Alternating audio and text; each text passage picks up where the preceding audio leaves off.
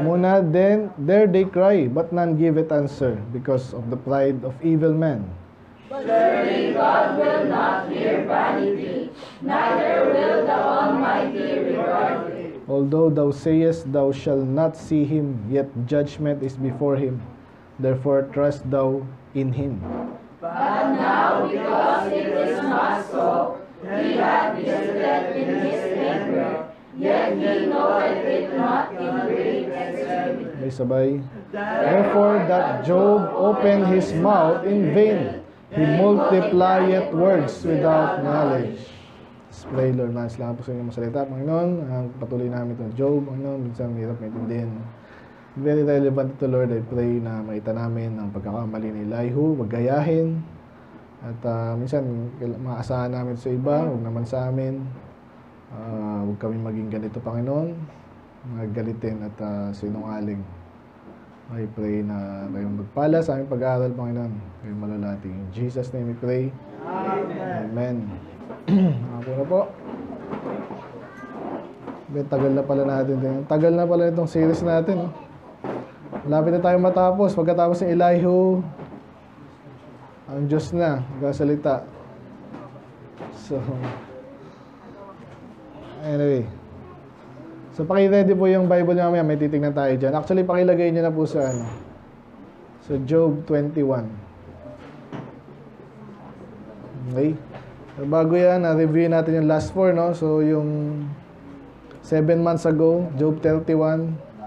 High standard or too good to be true. Naalala niyo pa yon. So, si Job nagsalita doon. So, mataas po yung standard niya. Hindi ko ma-show doon nga. Kaya sinabi ko dito, high standard or too good to be true. Maaring in-exaggerate niya na yung sarili niya or talagang mataas yung standard niya.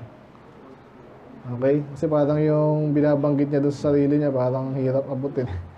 Kahit siya pa yun. Though yun nga, perfect in ano nga siya eh. Describe yun sa chapter 1, no? Anyway, Job 32, it is ready to burst. Ito na yung una kay Elihu. So, galit siya, kaso gano'n, parang sasabog daw siya. So, obvious lang, subtitle nito, The Wrath of a Young Wise Fool. Naalala niyo pa yan? So, ingat tayo, huwag tayo masyadong nagagalitin. Lalo sa bagay ng yan, diskusyon lang, huwag kang mapipikon. Kung pikon ka, hindi mo kayang Pen, dito ka nga sa lagi ka nasa gilid eh. Lagi ka dito Dito, lagi pa dito. Peter, ikaw dito. Dito ka sa kabila naman. Ano sabi ko? Ayun, so discussion lang naman yan. Kaya nga yung nangyari kay Charlie Kirk, di ba? Yun yung parang perfect illustration ng maling-mali. Salitaan lang yun eh. So I believe, yun pala yung dati papanood natin kanina, di natin pinanood. So lalo yung mga bakla nga, yun kasi alam nila yung mali sila eh. Alam nila. Kaya nasasaktan sila eh. Saktong-sakto. Talagang maling-mali sila. Kaya ngayon, napipikon sila ngayon, hindi tayo pwedeng pagbawalan na sabihin din yung ating opinion. Diba? Pero yun nga, nangyari sa akin last week. Parang ganun. Actually, makaka-relate ako dito eh. Sinabi ko lang yung dapat ko sabihin, may opinion. Kung mali, point yung mali, kaso hindi, malabo. Nakapunta doon. Ayun, so dito sa... So itong si Elihu kasi ganyan yung attitude niya. Later, hindi siya papansinin ng Diyos eh. Anyway, Job 33, self-aggrandizement, wrong surmising and stupid advice. So ganito yung natin kay Elihu kasi masyado niyang feeling niya magaling siya. Therefore, mali yung kanyang mga desisyon. Tsaka yung pag napipikon kayo, papuntahan ko doon Pag sa diskusyon, pikon ka na, ngayon kung mali ka, aminin mo kasi. Pag hindi mo namin, magtutuloy-tuloy ka, alam mo siguro nagdidiskusyon ng gano'n, di ba? Kung may napatunayan na mali ka, mali yung assumption mo, itutuloy mo pa ba yun? Dapat hindi na. Mga pahiya ako, okay lang. Ang katotohanan, alam ng Diyos yan. Ngayon, yung tao, yung iba na nalalaman natin, yung iba hindi. Pero, still, lalo ngayon, mga naka-record na yung mga bagay, di ba? At so paano kung sinungaling dyan? Pananundigan mo ba yung sinungalingan? Kaya ganito yung makikita natin kay Elihu, di dapat gayahin. So mag-a-advise ka pa. Diba? Parang mga false religion, mag-a-advise yan. Hindi ka nga ligtas eh. Yun ang basic na dapat mong i-cover muna. I-settle, tapos papastol kung ano ka pa dyan. So ngayon, tayo naman bilang mga magulang, huwag naman sabihin magulang nyo na huwag nyo hanapan din ng perfection tapos babalikan nyo. Hoy, maging masipag ka dyan. Ikaw ba masipag? Huwag nyo gaganunin, ha? Obviously, iba yung pinagdadaan ng magulang. Tsaka sa Bible kasi pag magulang talaga, very paulit-ulit yung galangin yung magulang mo. Hindi mo alam nangyayari dyan eh. Though, minsan pag tumalaki ka na rin, medyo nakikita mo yung pagkukulang din. Pero then again, ibang ano po yun. Ibang case yun. Okay? Wag sa magulang magganon. But sige, pwede mong isipin dati mo isipin. Pero may special na sa magulang eh. Hindi ko sinasabi yun pa sa sarili ko, yun talaga sa Bible. Pero ba't ako napunta doon? Elihu. Ayan, mga sa diskusyonan. Yun ba? Tagpas na ako doon eh. Hindi na ako sa 33, self-aggrandizement. So, huwag kang wrong surmising kasi nga, feeling mo, entitled ka, ganito ka, baka hindi naman. Makinig ka rin. Mapapahiya ka lalo pag ikaw na yung ini-expect na ganyan ka na. May pangunawa ka talaga, mayabang ka pa. Kahit sinong pakinggan mo muna. Tsaka kung matalino ganun, hindi ka nate-threaten dapat ha. Iba, malalaman mo agad kung nate-threaten. Alam mo, threaten, parang, ay naku, mas magaling sa akin to. Hindi, mas magaling. Okay, matuto kayo sa bawat isa. Yun ang dapat na attitude natin. And then, si Elihu pa rin, last 4 months ago, yung huli natin is, right mixed with wrong, judgment is not right. Kung naalala nyo po yun, ibig sabihin, may tamang judgment si Elihu, mayroong mali, hindi pa rin tama kasi may sabing mali. No? So again, walang perfecto, pero pag ikaw ay nag-preach ka man, nagsasalita ka, i-organize mo muna. Pag may bagay ka hindi sigurado, hindi mo kailangang sabi, ganito yan! Lalo po yan pagdating sa religion nga, sabi, ito ang sinabi ng Diyos, hindi pala. Diba? Sabi sa Deuteronomy natin, this Ecclesiastes, sabi doon, ito lang yung natin cross reference.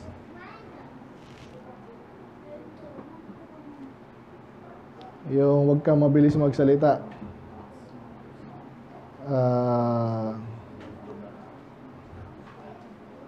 Proverbs pala. Okay, yan, tama, no? So, with regards to sa salita ng Diyos, may basa, 6, ready, go. Have thou not unto his words, lest he reprove thee, and thou be found a liar. Sa 5 pala, no? Every word of God is pure. He is a shield unto them that put their trust in Him. So, pag nabasa mo sa Bible yan, alam mo agad totoo yun. Magtiwala ka dun. Sa palagay ko, hindi ganyan eh. Uy, mali ka. Kung sa palagay mo, iba yung opinion mo sa Bible. Okay? Ngayon, isa sa mga ginagawa ng iba, yun nga, binabawasan, dinadagdagan. Dito sa 6, dinadagdagan, no? So, marami tayong madalas sample yan, yung mga kulto, ganun eh. So, si Iglesia ni Manalo nga, sabi nga doon, Iglesia ni Cristo, binawas pa nila yung mga, no? So, inalis nila yung mga, sabi na sila yun, tapos sabi si Manalo agad yun. So, dinadagdagan yung salita ng Diyos, bandang huli, kasi nungalingan yun. Ba't ko dinagdagan? Wala naman sinabing ganyan eh. So, ganun din yung bawas. Pag sinabing ganon, huwag mong babawasan. At now, yung topic nga natin ngayon, kung totoo yung salita ng Diyos, actually totoo rin sa salita ng ibang tao. For example, may sinabi sa akin, magandang basta sabi ni Christian, sabi ni DM sa akin, basta sabi ni Christian, ang sinabi talaga ni Christian ay, ano ang sample natin? Sabi ni Christian ay,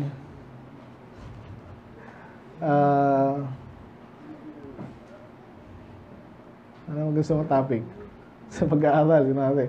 Sabi ni Christian, hindi daw siya mag-enroll this year. Okay? Sinabi mo sa kanya.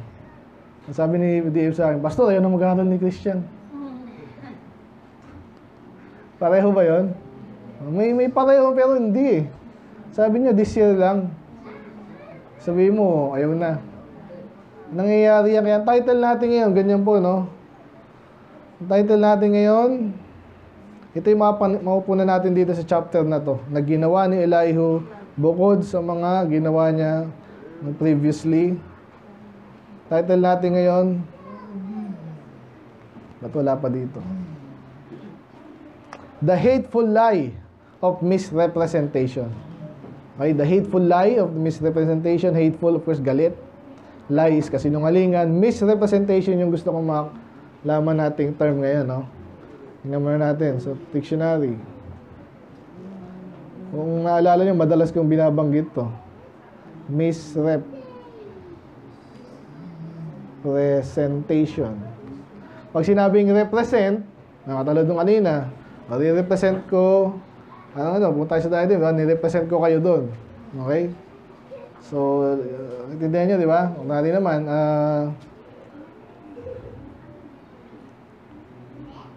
magandang makaka-relate kayo. Yan, sa school nyo, kunwari, ikaw, mag-quiz bee ka. Okay, Joshua, anong school mo ngayon? Westbridge. Ito po yung pinakamatalino sa amin. Lalaban ng Bible tuloy. Quiz bee. Yan. So, nire-represent mo yung school mo. Okay? So, ikaw yung lalaban doon. So, iniisip nila, ay, magaling si Joshua. Magaling siguro yung mga taga Westbridge. Diba? Kung hindi, ay, hindi palang magaling yun. Ganun lang yun eh. Okay? Ganun din sa church natin. Kunwari, bigla-bigla. Minsan, hindi naman tao. May na-meet yung kusino dyan. Ayan, nag-soul winning tayo. Nabanggit ko na rin ni Ezekiel. Ay, sa church namin, okay lang mag-cellphone habang nag-church.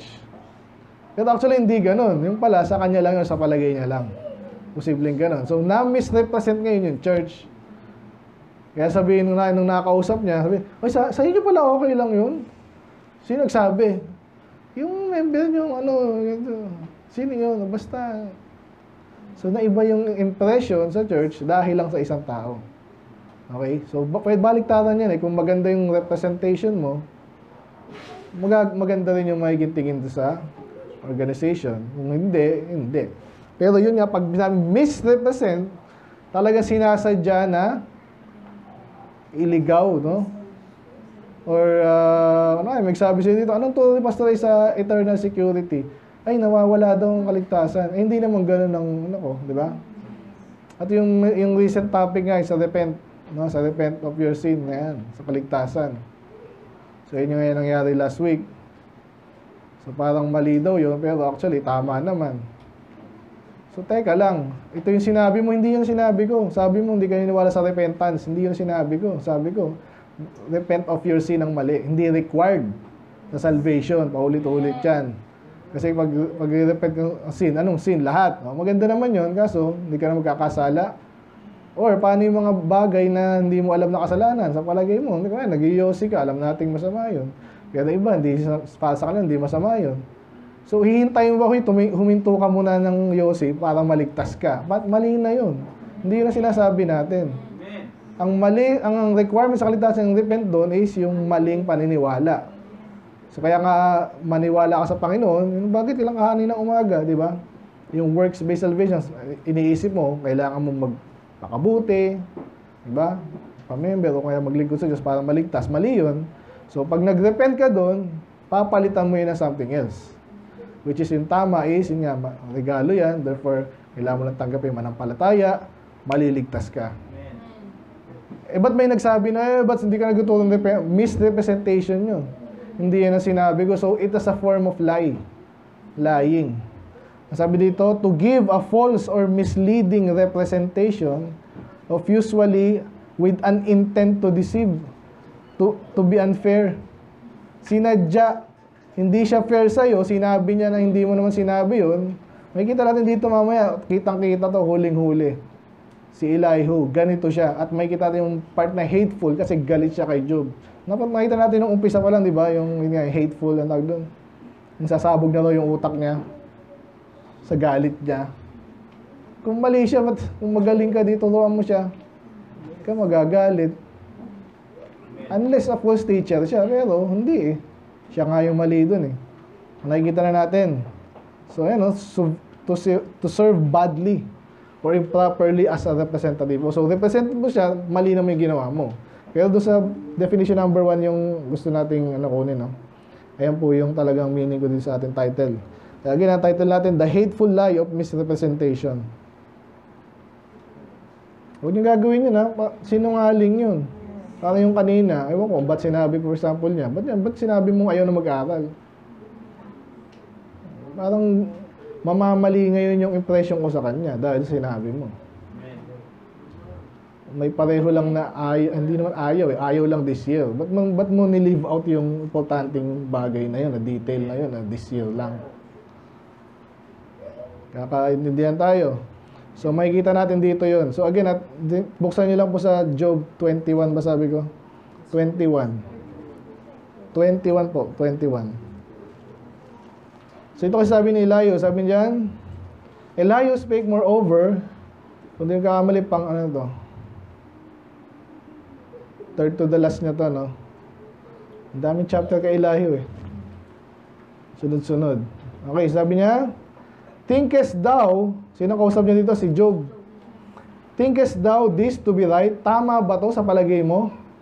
That thou saidst, na sinabi mo, ano daw yung sinabi ni Job? My righteousness is more than God's. Ngayon, nung binabasa ko to, sinabi ba ni Job yun? Sinabi ba ni Job yun? Wala akong maalala. Nilook up ko, wala din. And then sa 3 naman, for thou said, so sinabi ni Elihu na sinabi daw ni Job, ito na, quote and quote, what advantage will it be unto thee? Sa Tagalog, para saan naman yun? Anong pakinabang ng sino ba to? Ng Diyos eh, di ba? May pakinabang bang Diyos? And what profit shall I have if I be cleansed from my sin? Anong pakinabang kung malilinis ako sa kasalanan or mapapatawad? So, ganun ba sinabi sa Job 21? Tingnan nyo. So, walang reference na. Sabi nga nung inaanap ko, wala talaga. Pero ito yung pinakamalapit kong nakita. Sa 21:15, pakibasa nyo. Ready, go. What is the whole line that you should serve? And what profit should we have if we were So, pareho ba? So, ang pareho lang yung profit, what profit should we have or I have, yun lang. Eh dito, if I be cleansed from my sin eh.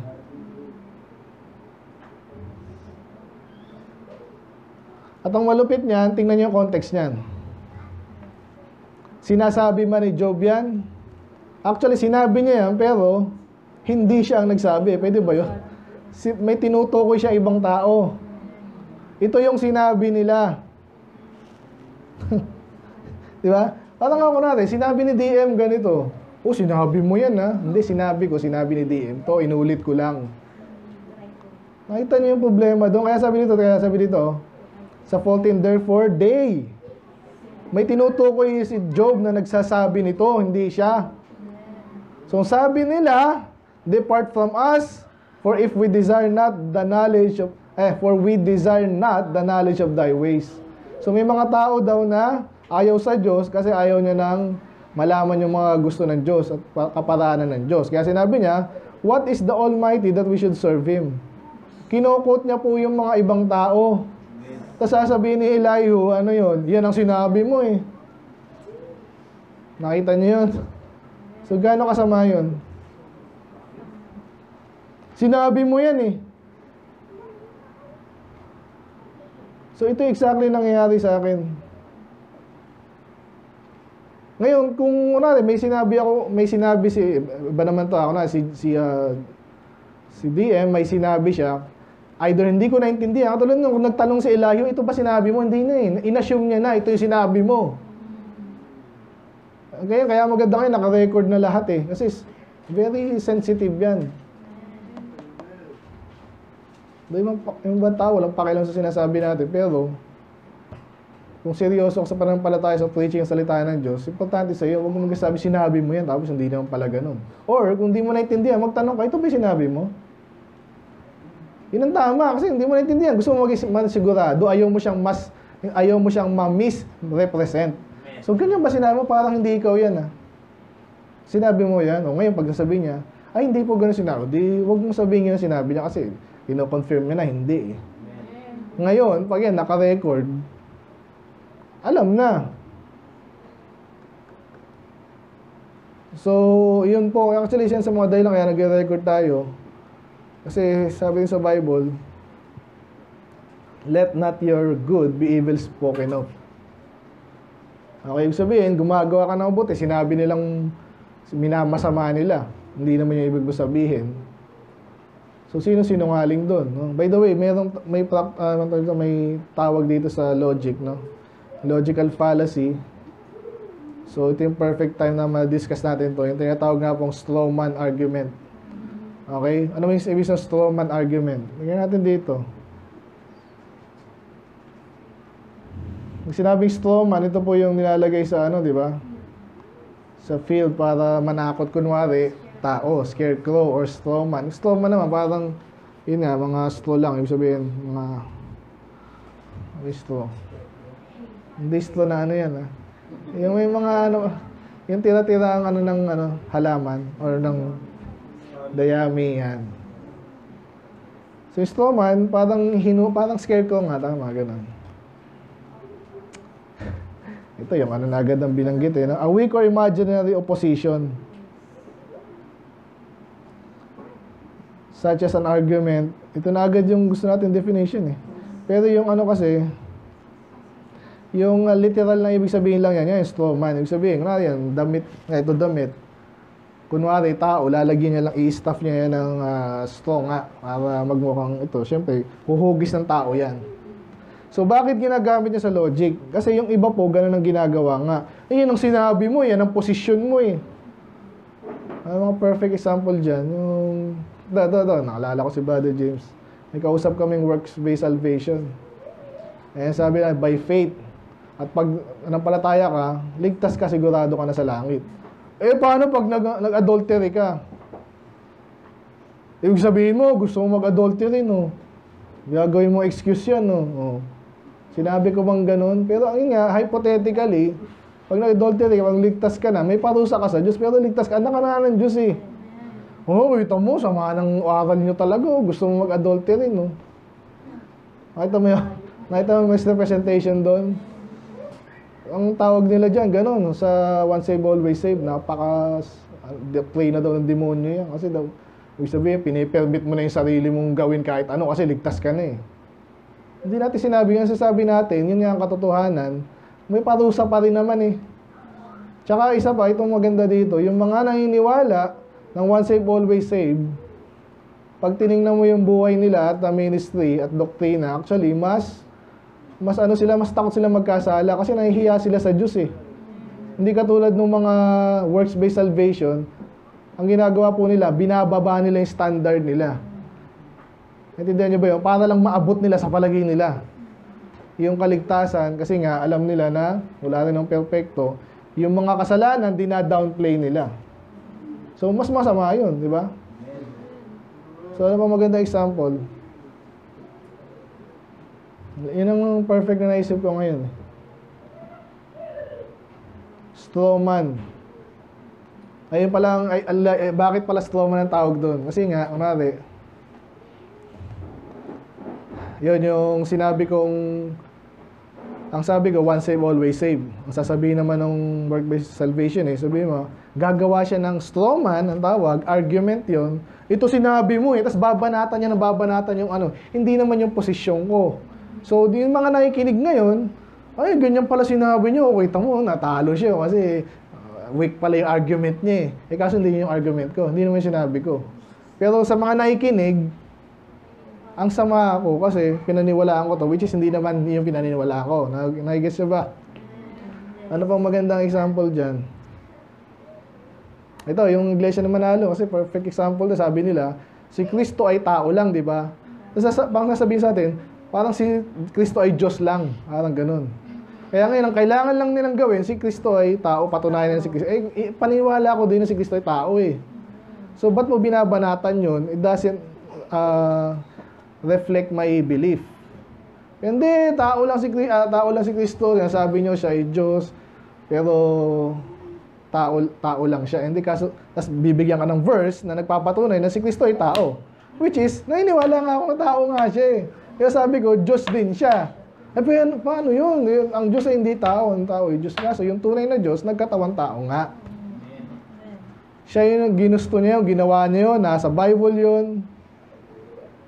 Pero hindi sila abot doon, hindi na sila mag-extend doon. Doon lang sila sa tao lang, tao lang, tao lang. Sinabi mo, Diyos lang. Hindi ko sinabing Diyos lang. Sabi ko, tao at Diyos. Ano pa magandang example dyan?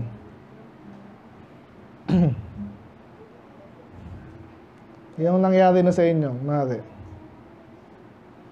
At sa ibang bagay.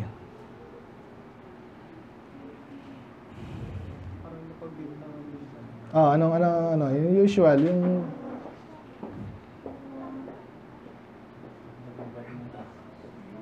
pag naging bading yung anak mo. Okay lang po. Okay lang yung mga bading.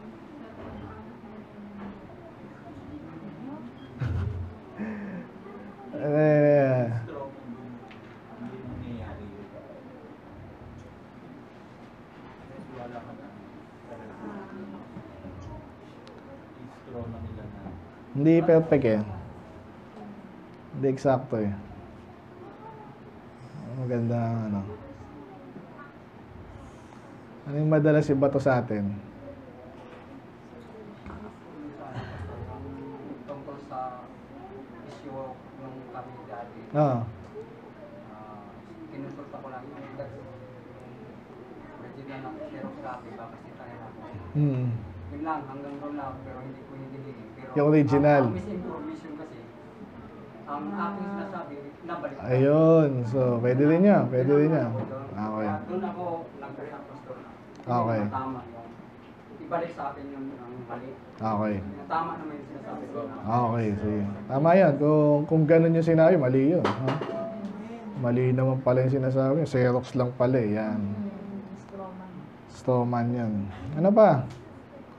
Para ma-reflect natin. Ano? Ha? Yung ano, Nasa... sinabi daw ng ano, King James, ano daw, namatay daw si Cristo. No. Si Cristo daw di namamatay. Oh. Yan. Kaya mali daw.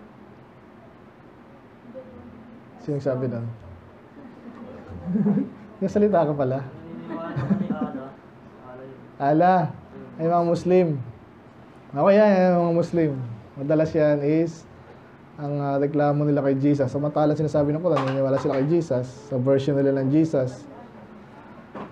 Ako yan, hindi na naniniwalang Diyos yan, si Jesus. No? Kasi kesyo nga, wala namang sinabi ng word for word, ako, si Jesus, ako ay Diyos. Gusto nila ganun. Pag ibang forma, wala.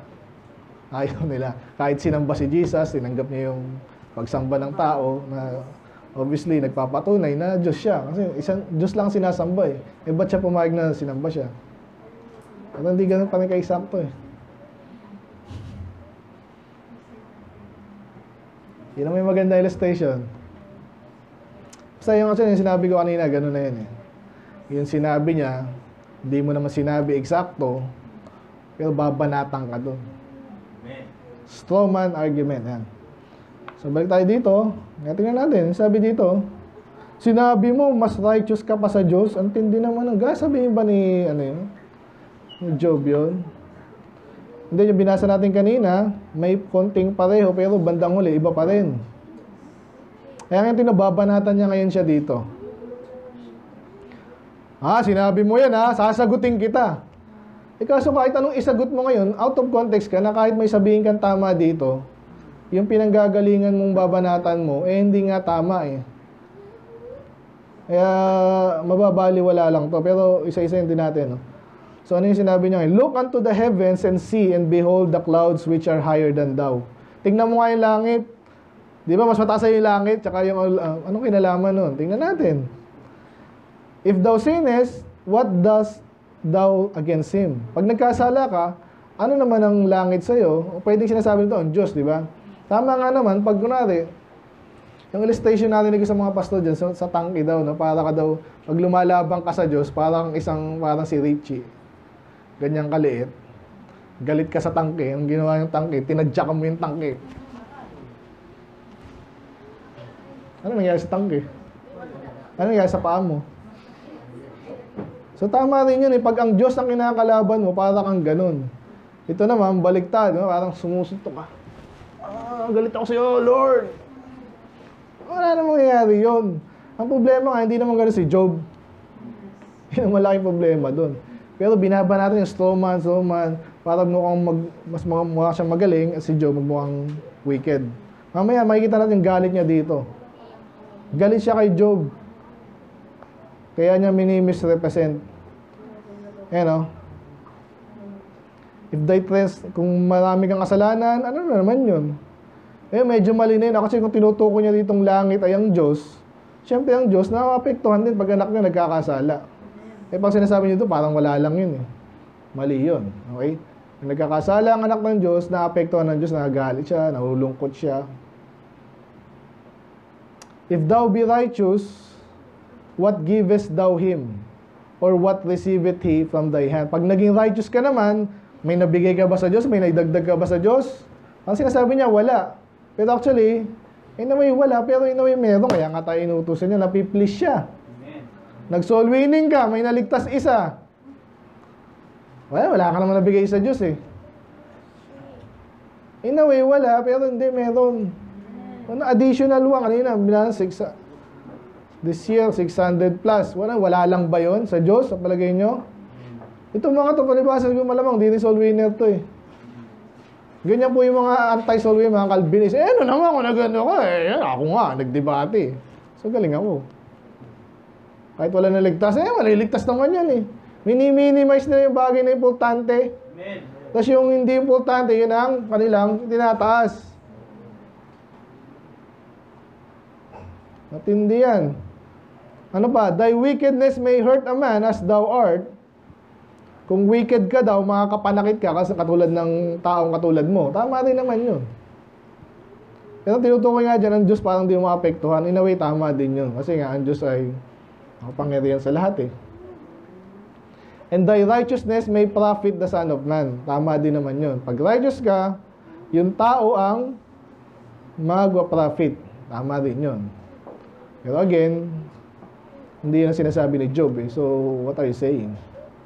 By reason of the multitude of oppressions, they make the oppressed to cry. So, pag wicked ka daw, of course, marami kang papirwisyo, nauiyak sila. Tao lang, kasi sabi niya, yung tao lang yun, hindi ang Diyos. They cry out by reason of the arm of the mighty. So, tama yun, apektado ng katulad ginagawa natin. Di ba kaya ngayon, nag-welga sila doon. Kasi naisip natin, ang bihira, trabaho ko ng trabaho, tapos sinanakaw lang pala nung nasa gobyerno. Ghost project. O, para sa inyong pera. O, so itong pera.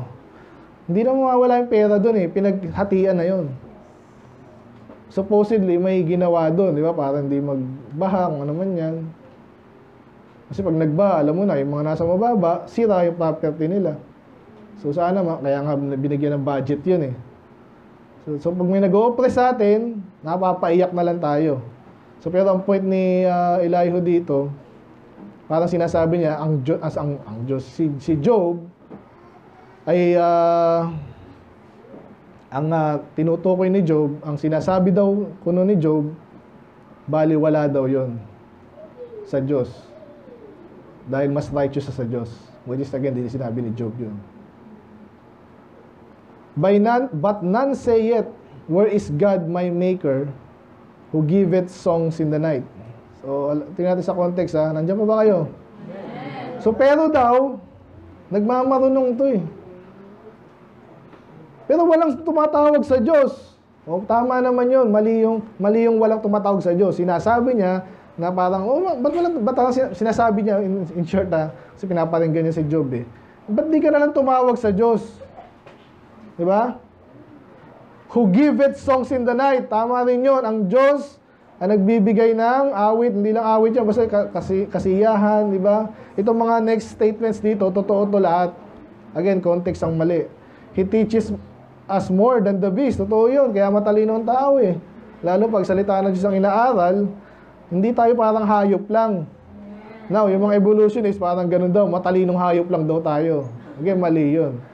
So, tama si Elihu dito, pero again, binabato niya kay Job na hindi naman tama. And make us wiser than fowls of the air. So, ang Diyos ang gumagawa nun. Nagpapatalino sa atin. Totoo yun. Pero hindi nag-offend si Job sa ganung bagay, no? There they cry, but none give it answer because of the pride of evil man. Ayan na. Actually, parinig niya ito kay Job. Ba't niya sinasabi ito? May mga umiiyak daw at hindi sinasagot ng Diyos kasi ma-pride sila eh.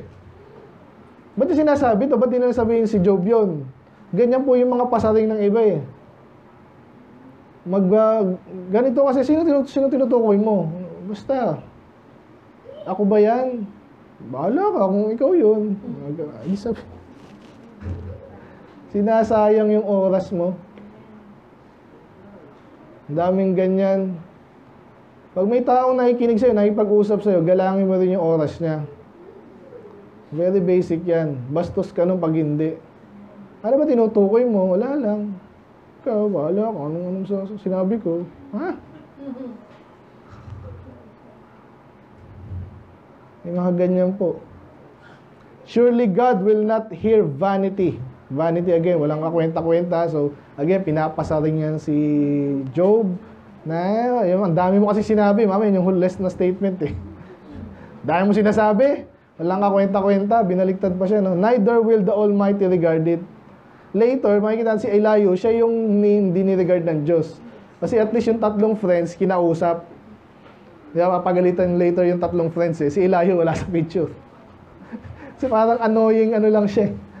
Annoying orange ba yun? Pang-asar lang. Tapos mayabang pa. Yun ang malupit eh. Although thou sayest, thou shalt not see him. Although thou sayest, thou shalt not see him, yet judgment is before him. Therefore, trust thou in him. Okay, actually, tama yun. Again, kung tama yung context. Ang gusto niyang parating kay Job, hindi siya nagtitiwala sa Diyos. Si Job, hindi nagtitiwala sa Diyos. Hoy, kahit di mo siya nakikita, husgahan ka niya. Alam na ni Job yun. Ba't niya sinasabi? Pinagpapalagay niya, or yun nga, nami-misrepresent, hindi mo alam to, no? Tiwala ka na sa Diyos. Nagtitiwala ako sa Diyos, kaya nga ako, di na ako nagkasala eh. Nagtitiwala ako sa Diyos eh. Ang hirap ng ganito. Naranasan nyo na ba yung ginanyan kayo? Sino nakaranas ng ganyan? Matindi yan. Hindi yan basta naranasan ng kung sino. Tinatarget ka talaga niyan. Gusto ka niyang ma-dishearten. Ganun yan. O ano, bakit ka pinagsisinungalingan? Ginagawa kang tanga. Ay, wala nang magagawa to eh. Isa pa mga tawag pala dyan, yung gaslighting. Tingnan natin yung ng gaslighting ha. Itong asal ka dito sa mga isa bakuna na lang. Anong ginagawa nila ngayon? Yung sila yung nagrekomenda ng bakuna nung dumami yung na heart attack. Ano sabihin nila? Sabihin nila, "Uy, may ano, hindi namin alam kung bakit, pero magpatingin na kayo, baka yung puso nyo, apektado na ng COVID." Ang nagpaano nga yung bakuna. Kasi ito na nga, yung mga Katoliko rin. Mga kurap kayo, bakit ba kayo ganyan? Ano sinabi sa Bible? Sino ba yung nakukurap? Sino nagturo? Sa Habakuk. Lagi kong kinukot yun eh. Tingnan natin. Sino ba nagtuturo ng kasinungalingan sa tao?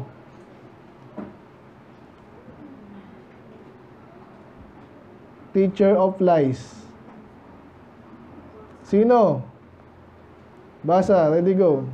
What profited the graven image that the maker thereof hath graven it, the molten image, and the teacher of lies, that the maker of his work trusted therein to bring it down idols. Ito nyo, anong pakinaba ng idol ng mga Catholic. Ayan, wala.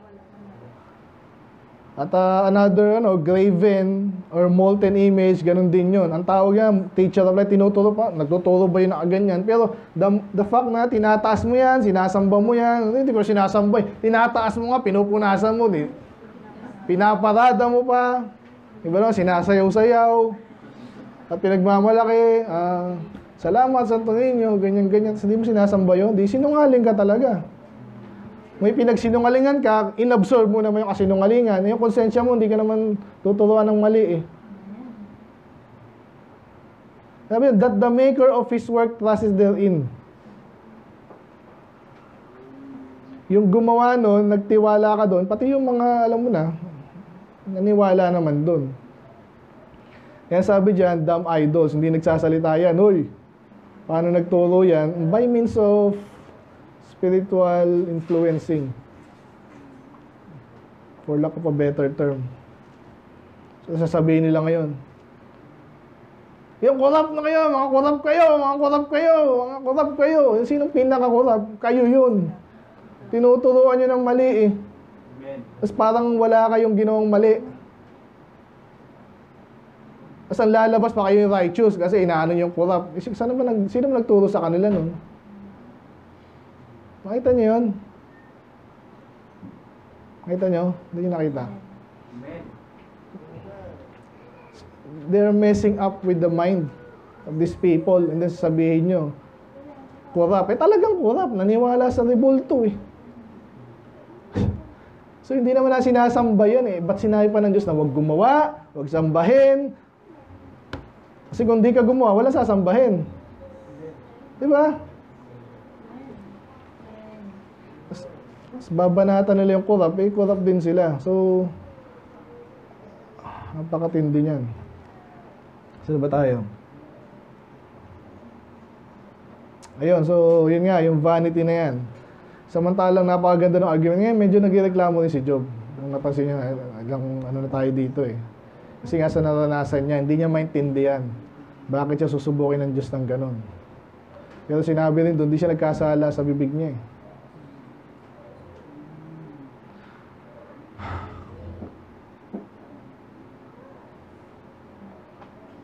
Okay, dito na tayo. So, paano ko nasabing galit si Elihu kay Job? Bukod sa kanina nga, sa isang chapter yun. 21? 21, hindi 21. 31. Hindi, sa 32. Yung sabi niya, yung si 21 ay yung sinabi ni Job sa ibang tao. Kaya sa 32, yung ano natin, title natin, it is ready to burst. Yung galit na siya kay Job. Kasi kesyo, sinungaling. Sabi niya doon, basta yun nga. Parang anong pinagsasabi ni Job. Eh sabi nito, but now, because it is not so. Ano yung not so? Hindi ganun. Ano yung ganun? Yung sinabi niya kanina, before this, no? Kaya dapat magtiwala ka sa Kanya, sa Diyos. Kaso, hindi ganun, hindi ka ganun. Biruin mo yun. Hindi raw siya ganun. Paano mo nasabi?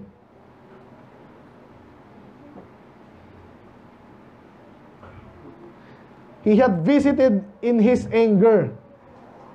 Binisita. Ano yung madalas sinasabi sa akin? Pinisita ka ng Diyos? Negative yan. Ano? Yung madalas. Pinaparusahan lang naman. Pero tama yun. Di ba? And the Lord will visit thee. Hindi lagi ha, pero yung madalas sa Isaiah at Jeremiah. So, ibig sabihin pala niya, pinapalabas niya dito. Kaya, nagkasakit si Job, kaya namatay yung asawa. Ay, asawa tuloy, hindi asawa yun. Mga anak niya, lahat ng anak niya, ng time na yon, naubos yung kabuhayan niya. Alam mo kung bakit? Kasi hindi ka nagtitiwala sa Diyos. Ginanon pa siya. Baliktad. So kaya galito ngayon, sabi, yet he knoweth it not in great extremity. Ano extremity? Extreme. So, ibig sabihin, yung nangyari kay Job, kulang pa yan. Nakita niyo yun? So, parang kinonquest niya na si Job dito eh. Kaya pala, ganun, wala siyang pakialam kung magsinungaling siya, kasi galit siya eh. So, yung iwasan natin na kahit galit tayo, kahit kulto yung kunwari, may kaharap kang kulto. ganyan yung turo nyo. Hindi naman ganyan eh. Hindi, validate mo kung yan ba talaga o hindi. At tulad ng mga Mormon, sinungaling to eh. Sabi lang, hindi na kayo naniniwalang may Diyos na iba. Isa lang ang Diyos. Kaso alam mo yun, anong planeta yung ba? Kebab ba yun? Kebab, kain pala yun. Kobab, parang ganun. Basta, meron silang kanta. Andun daw yung maraming Diyos, nanggaling yung Diyos doon. Alam nila yon. Kaya pag alam mo yun, sabihin niya, di ba may kanta nga kayong ganito na maraming Diyos? Talaga na marami yung Diyos ah. Biglang gaganon yun. Sa amin, sa office, may nagsabi sa amin noon. Binigyan ko lang ng pagkakataong magsalita. Talagang inano. Tindi nito ah. Hanggang matapos na, hindi na ako pinagsalita. Naniniwala sila maraming Diyos. At ako napunta doon. Ayun, so extremities o hindi. So, yun, galit siya kasi kay Job. Ayun, hindi, pag kayo, huwag nyo misrepresent yung kahit kulto pa yan. Ha? Ano yung madalas ginagawa ng iba rin? Katulad na lang yan, sabi nila, sinasamba ba ng Katoliko yung mga santo? Sabi nila, hindi. So in a way, hindi. Kasi hindi naman daw Diyos yun. Totoo nga, kaso nga, paliwanag mo lang. Kung yung pakiramdam nila, hindi na sinasamba, good, okay yan. Huwag mong sabihin, sinasamba mo yun eh. Sabihin mo lang, sandali, okay, kung hindi mo sinasamba yan, bakit tinataas nyo, pinaparada nyo, pinupunasan nyo, hindi naman ako eh. Okay, ano tinuturo sa inyo ng simbahan nyo? Diba? Ganunin mo, hindi yung i-misrepresent mo nga siya. Ang dating niya na ngayon, sinungaling ka. Diba? So, tinutulungan mo lang naman siya eh. Naintindihan niyo ba yun? So, itong attitude ni Elihu dito, pwede nating sample to na hindi dapat gayahin. Grabe yung ginawa niya kay Job. Lalo yung last statement. Pero gusto ko pang may oras pa ako. So, yun. So, basically, sinasabi niya, kaya ka pinarusahan, ha? At kulang pa yan, kasi hindi ka nagtiwala sa kanya. Patay. Ang Diyos na nga nagsabi sa kanya na Job is perfect in his generation. Upright. Ayan, perfect and upright. Tapusin na natin. Sabi dyan, therefore, that Job opened his mouth in vain. So sa Tagalog, kaya yung mga pinagsasabi ni Job na napakahaba, okay, yung chapter ba to? 44 ba to? 42.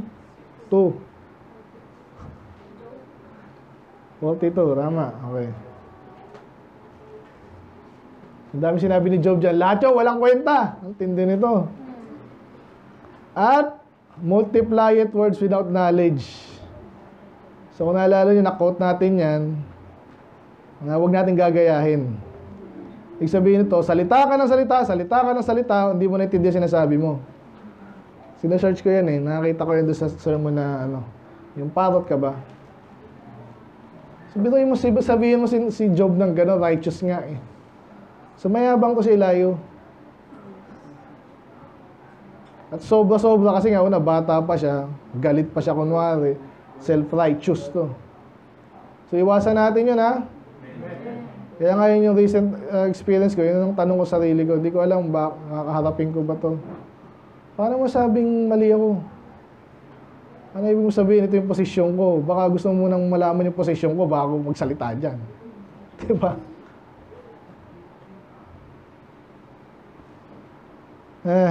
Ayan, si Twitter, narinig yun. Anyway, so yun na.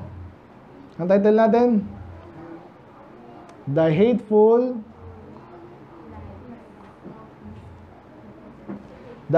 Lie of Misrepresentation. Iba tong ni Elihu, sample siya ng di dapat tularan. At bakit siya magsisinungaling ng harapan na gano'n? Nga, galit siya, wala siyang pakialam. Ano, nagsinungaling ka? Hindi ako sinungaling. Lalo nagsinungaling na naman. Ano gagawin yun? Wala kang kailangan patunayan agad-agad ka kahit sino. Iba sinasadya yun eh. Para maasal ka. Pag naasal ka naman, baguhan ka. Naasal ka. Ay, ako na. Siguro mali ako. Yun pala tayo sa gaslighting, di ba? Nabanggit ko kanina. Tinignan ba natin yun? Yung bandang huli, iisipin mo, baliw ba ako? Oo, ganun yung iba. Gaslighting. Yan daw ang number 1 word nung sabi na 20, basta doon, yung pandemic term. Pandemic period. Hindi yung gaslight yan. Dito sa verb, manipulate someone psychologically so that they will start to question their own sanity. Ganun ba talaga sinabi ko? Sabi niya, ganun sinabi ko eh. Pero parang hindi. Tapos, inaano pa, hindi, yan ang sinabi mo. Yan talaga sinabi mo. Hindi, yan sinabi mo. Ganun yun. Yung mga ganyan, di ba? Wala niyo, mga sales. So, kailangan mo to, sir. Kailangan mo to. Naku, huwag ka na mag-isip, sir. Magtatanong ka lang, huwag ka na magduda. Kailangan mo to. Ito nga, marami nang bumili sa akin kahit wala pa. Ganyan yung mga yan eh. Hindi lahat ha. Manipulate. Sinungaling. Ang problema nito ngayon, naka-record na lahat. At kahit di naka-record eh, harapin mo ba yung taong minisrepresent mo? Anong gusto mong gawin? Away kayo.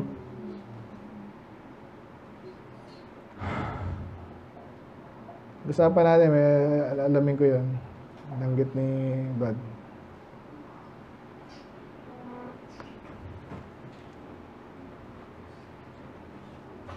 Ayan, si Elihu. Bakit may Elihu sa Bible? Meron din yan sa bansa, sa mundo eh. Para malaman natin. Kasi kung binabasa mo at naiintindihan mo, na lalo mong nakikita yung pinagdadaanan ni Job na naintindi. Ang sakit na nga ng niya, katawan niya, sakit na nga na experience niya, gaganituin pa siya. So parang dito sa parang to na nakaka-relate tayo kay Jesus, no? Kay Job, kay Jesus. Lalo si Jesus. Wala siyang kasalanan, mumurahin ka. Wala siyang kasalanan, nahahatawin ka. Tatatuin kang masamang tao. Papako ka pa, tapos aasarin ka pa. Matindi yun. So ngayon, ihanda niyo yung sarili niya kung tunay na maglilingkod kayo sa Diyos. Hindi kayo pwedeng mahina, hindi ka pwedeng sabi ito, mahina ito, sensitive. Alamin mo rin bakit ganun, hindi mo kailangang awayin yan, lalo na kung gusto mong bigyan ng kung sinungaling talaga, pwede mo nang iwasan, diba? Or bigyan siya ng konting panahon, baka maisip niya, mali siya. Hindi laging palaban. Sa katotohanan, labanan ka sa lungilingan, no? Pero tao, alalayan natin. Depende lalo kung imagine mo, tatay mo yan. Tatay mo. Sinungaling ka tatay eh. Medyo syempre may pride dyan eh. Hindi yan basta-basta aamin. Tingin niya sa'yo, bata ka lang. Pero kung talaga nasa tama ka, ang Diyos ang gaganti sa'yo. Yan ang alam kong totoo sa Bible. No? Men, so, yan, Elihu. Pag may ganyan sa'yo, tatawagin mo Elihu. So, ang gandang pakinggan, Elihu. Kung di mo kilala, hindi ka tulad ng Judas, kasi kilala talang Judas eh. Okay, so let's pray. Lord, maraming salamat po, Lord. Even na complicated topic na ganito, Lord, may lugar ka dito, Lord. Nakita namin example, bad example ng Elihu. Huwag namin gayahin. Kung sakaling gawin sa amin, Panginoon, siyagain lang namin. Hindi naman kami pag-gaslight, Panginoon. Alam naman namin ano pininiwalaan namin. Pwede mag-discuss in a respectful manner. Hindi naman talaga dapat. Minsan may mga sinungaling kung anong dahilan yan. Kaya namin alamin, pagbigyan, Panginoon. Pero huwag namin adapt. Maintindihan namin ito masama. Wicked even. Makita namin dito yung judgment kay Elihu later. So I pray na tumibay kami sa mananampalataya, Panginoon. Iwasan namin gano'n kung sakaling pwede na pag-usapan. Baka may misunderstanding lang din. Minsan nangyayari din po yan. May kulang ng communication or miscommunication. I pray na huwag nyo naman kaya po sa church yan. Kung meron man, pag-usapan din. Hindi kami magtanim sa mga loob. Minsan pinagsasabong kami ng demonyo. At I pray na magitan po kayo yung katotohanan para sa ikaulad namin, Panginoon. May tataas din kayo. bilang magkakapatid. So, yun lang po. Maraming salamat po sa libro ng Job dahil kompleto po ito sa aral. Yun lang po, Lord. Pagtabahan niyo bawat isang again, another week. Gabay niyo bawat isa sa business, trabaho, mga pag-aaral, sa aming spiritual life, Panginoon. Hindi kami makalimot. Magpabot natin mga bagay, basics lang ang pananalangin, pagbasa, magpakatapat, Panginoon, huwag sinungaling, sipag, Panginoon, tapat, at umiwas sa hanggat maaari lahat ng maiwasan namin kasalanan, masamang influence, iwasan po yan. So, pagbahay niyo bawat isa, doon po rin po yung panalangin namin, kayo pong bigay according to your will. Matugunan nila ang po, Lord, kayo magiging sa bawat isa kayo malulati. In Jesus' name we pray. Amen.